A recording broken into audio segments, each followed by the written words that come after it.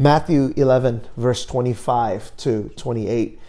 At that time, Jesus says, I praise you, Father, Lord of heaven and earth, because you have hidden these things from the wise and learned and revealed them to little children. Yes, Father, for this is what you were pleased to do. All things have been committed to me by my Father, and no one knows the Son except the Father, and no one knows the Father except the Son. And those to whom the Son chooses to reveal him, come to me, all you who are weary and burdened, and I will give you rest.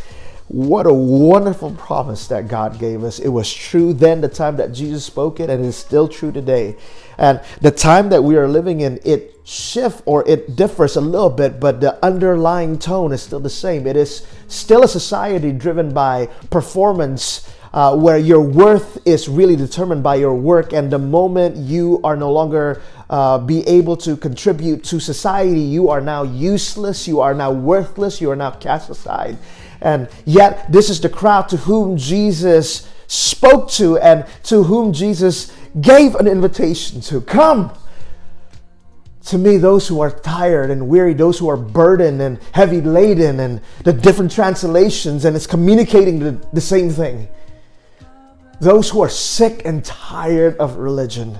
Those who are sick and tired of watching God from a distance.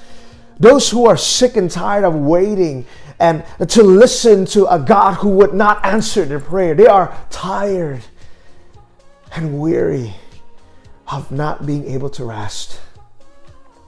Because ultimately, rest is what our soul longs for, and rest can only be found in being the person whom God created you to be.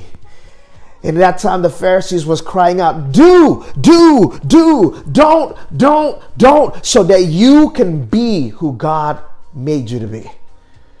And Jesus begs to differ. And Jesus, as a matter of fact, the first word he said was not do, but come.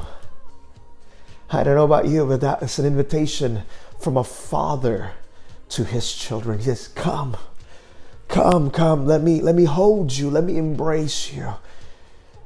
You don't have to wait to be clean, and you don't have to wait to get it all together first. And the first step that Jesus asks us to do is to come and to see him as our rest, to see him as the only one who can give us rest, to see him as our source. So at the beginning of Take 10, today, the challenge is very simple. Throughout this day, would you come before Jesus as your rest? I want you to take a 5-minute break.